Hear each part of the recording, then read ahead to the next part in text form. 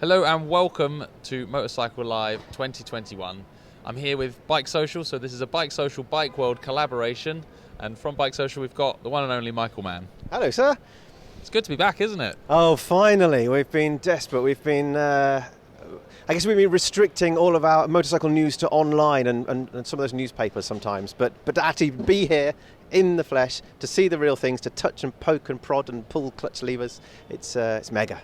I have definitely been making up for that. I think I've pulled the clutch lever on every single bike in the show so far. So all of our arguing via text message over the last few weeks. Today's the day we're going to go around and pick our 5 favourite bikes each of 2022. So are you ready? Yeah, there's plenty of choice as well. And there's not so many headline bikes perhaps this year. We're heading into 2022, but there's still plenty to choose from. Absolutely. Yeah. It's one of those funny years. It's almost a lot of the new bikes came out in the COVID section, so we didn't really get to have the big razzmatazz in the launch of them. So there's a few bikes that are exciting that a lot of people might not have seen yet. I'm going to let you go first. Age before beauty. Thank you very much. Yeah, that works. So what's your first bike for 2022 that you're excited about the most? I think the big one for me is going to be quite literally a big one, and it's the new Triumph Tiger 1200. Oh, I stole that one. I was well after that one. Yeah, the Tiger 1200. It's one of the few proper ground-up redesigns for the year, isn't it? Yeah. Big headlines as well with that one. 5 bikes in the range, and well, look, let's go and have a look at it, shall we?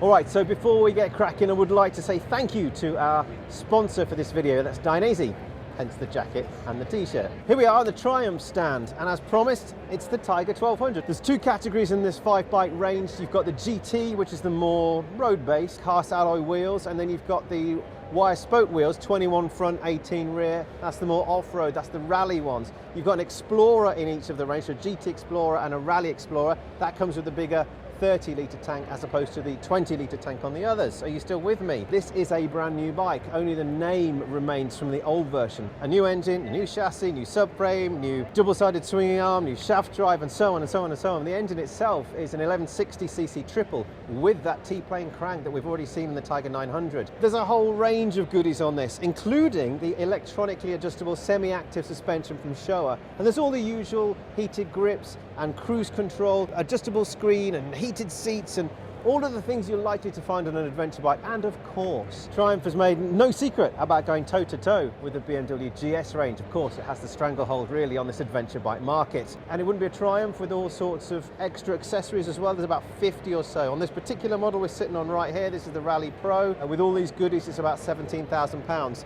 The range starts at just over 14, and then at the top end, just over 19 for the Rally Explorer. Expect it in dealerships around the springtime. Watch this space though, because this thing is packed full of goodies. So Michael, thank you. I'm going to dive straight in with my first choice. It's no secret that I've got a little bit of a thing for trials bikes.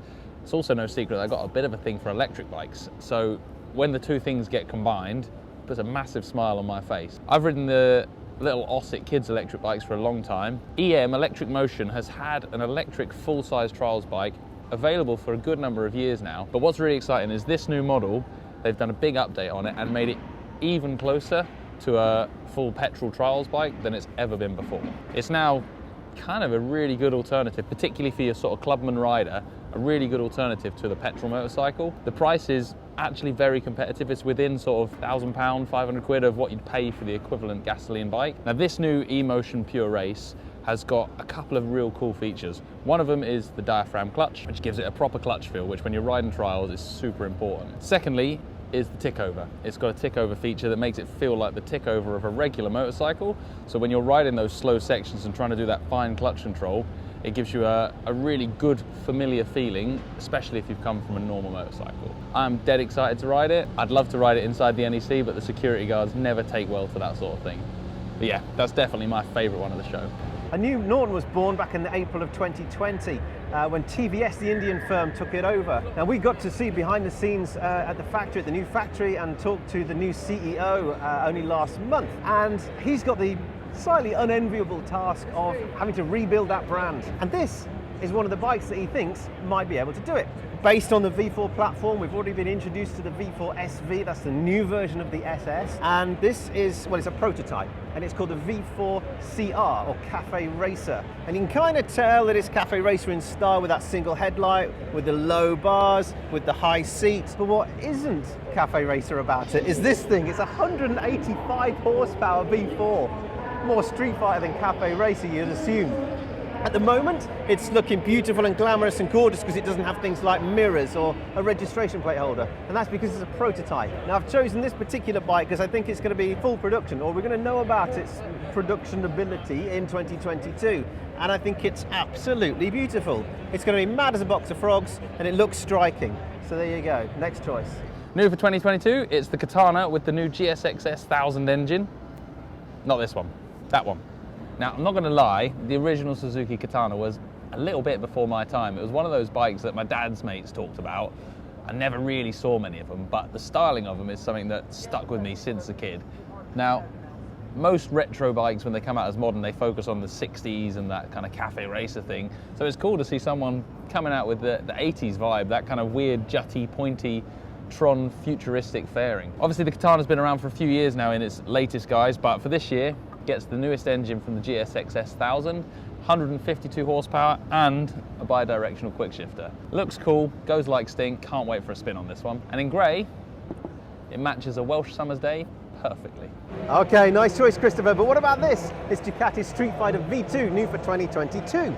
And it comes just 2 years after that crazy Streetfighter V4 was introduced to us. But this version is said to be a lot more manageable, easier to ride.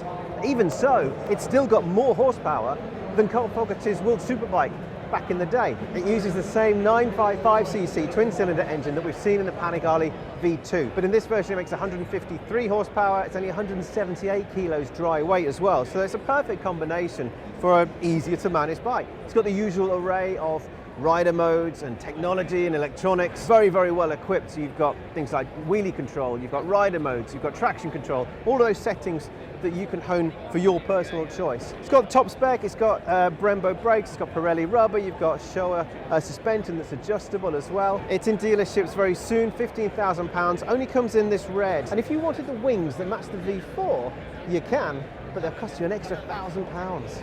Thanks, Michael. So, it was always predictable this. I was always going to pick a big, silly adventure bike for one of my favourites of the show. It's one of my favourite forms of riding. And I'm not quite sure how, but I seem to be picking quite a few bikes for quirky styling this year. Maybe my taste's changing in my old age. But this one for me, the Husqvarna Norden, it's obviously Husqvarna's version of KTM's 890 Adventure. It's an absolutely phenomenal looking thing, and what I like about both those bikes, that 890 engine that I've ridden in the KTM, I absolutely love. Really, really good power, really, really drivable down low at low RPM. As an adventure bike for riding technical stuff in Wales, as well as riding fast flowy trails in Europe, it's a kind of good all-round package. They've done a lot of work with it with the low slung tanks to get the weight low down, and in all honesty, I know I shouldn't say this, but for me, styling is still a massive part of a bike. The KTM, I love the bike, I love riding it. Every time I walk away from it, I just can't get on with the looks. This one, whilst very quirky and whilst very contemporary, is something that I like the looks of. I can walk away from it and be happy that that's my bike I'm going back to. So even for that styling alone, that's enough to make me more excited about this one. Add to that the fact that Chad got to ride it in some incredible terrain at the launch. I got massive FOMO, so I'm now desperate to get myself on a Norden and go and give it some proper sending through the forestry. Kawasaki's H2 SX SE.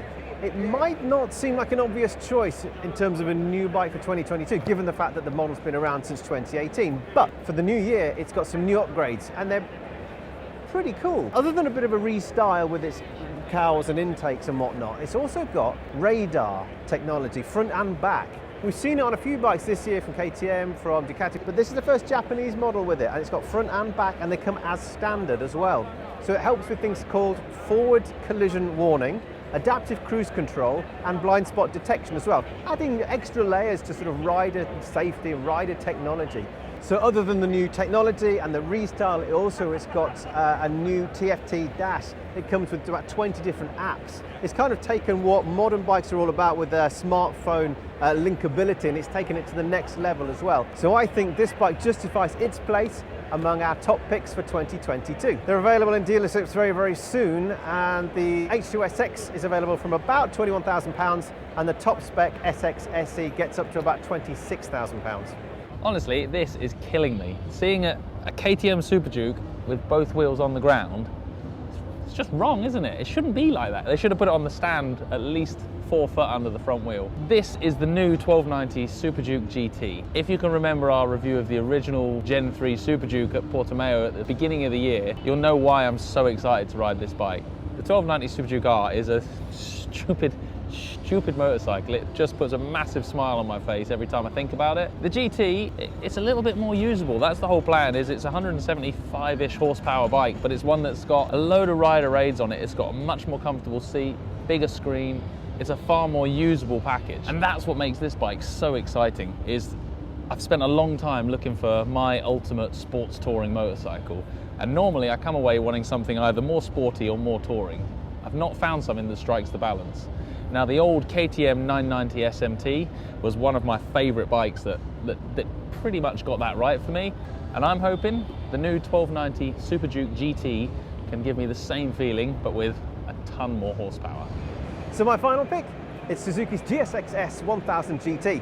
Bit of a mouthful. I was going to bring in the Fireblaze, but it wasn't updated enough, I didn't think.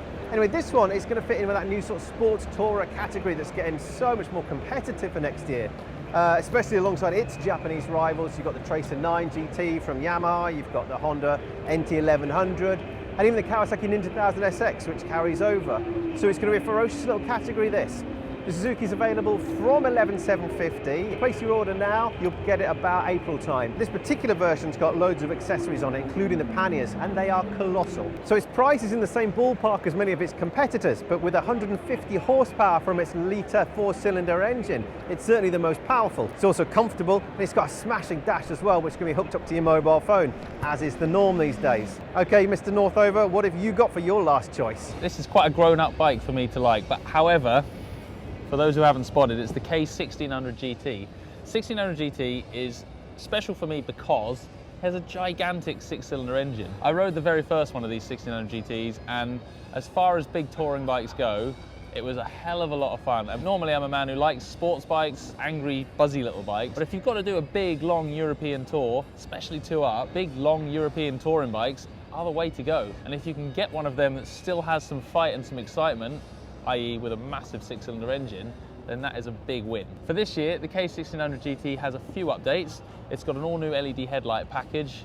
Obviously, it still has its adaptive cornering headlight. The dash has gone insane. It's this great big massive widescreen dash to give you a little bit more clarity and more information on there. It's got a whole bunch of new colors available, but probably the most exciting thing is the engine. This engine makes 180 Newton meters of torque. It's a phenomenal amount of drive, and they've actually modified it now so that it makes that torque 1,000 RPM earlier. So less revving, more drive, more wheelies on an inappropriate bike, obviously, but it's given it a little bit more punch in all situations. Plus, look, it's got adjustable wings. That has been an epic show today, hasn't it? My feet are tired. I have spent all day, I think I've pulled 1,000 clutch levers, opened 1,000 throttles. It kind of turned into what our favourite bikes were that were actually at the show in the end, didn't it? Yeah, in a way it's a shame. And there's a lot of bikes here and there's a lot of different things to see and do here, but without the likes of Yamaha and then the Piaggio group, so Aprilia, Moto Guzzi, and there's a couple of others I don't think represented. So yeah, it's turned into our favourite bikes that are at the Motorcycle Live show that we quite like to ride in 2022. Absolutely. Which is a long old title. It is a long old title. And we had to create our own new category because there's actually this year, I think more so than I can ever remember, quite a few specials builders that are building customs and one-offs, and there's a few bikes. So I've picked a bike, and you can pick one too. We'll have one each, that our favourite bike of the show that you can't ride and you're never going to get to ride, and it's a shame. Mine has to be the KTM RC8C, which is the 890 engined Grand Prix bike that you could buy. We were speaking to the guys on the KTM stand. They bought them into the UK. Obviously, every country got an allocation. They sold out in 4 hours. And none of my mates bought one. So oh, what? You're never going to have a go, even with the people that you know. Even so, if anyone out there has got a KTM RC8C, I will give you 1 million Bike World stickers and eternal gratitude if I can have a go on it. But what was yours? Yours was a bit more left field, wasn't it? Yeah, actually, it was really close to the Bennett stand, and it's called the Crichton 700CR or something like that. But it's the rotary engine thing, and it's a mighty fine looking beast. They're only going to make 25 of them, and they start at £85,000. The power to weight ratio is wild. Literally, the thing weighs about 128 kilos and Wow. 200 brake horse measured at the rear wheel. And what I like is that we've kept it down to earth, grounded for the man on the street with our choices. It's been really good to have a look around the bikes. Again, shame a couple of people are missing, but all it's done is made us in the middle of winter really, really desperate to get out and get some miles under the wheel. So fingers crossed some good weather coming soon and we can get out for a play. Absolutely. Thank you for your time, Christopher. Thanks for showing me around. Anytime. And thanks also to Dainese, our video sponsor. Don't forget, if you're not a BikeSocial member yet, get to bikesocial.co.uk/join for all the latest discounts, deals and membership benefits. And naked signed photos of Michael.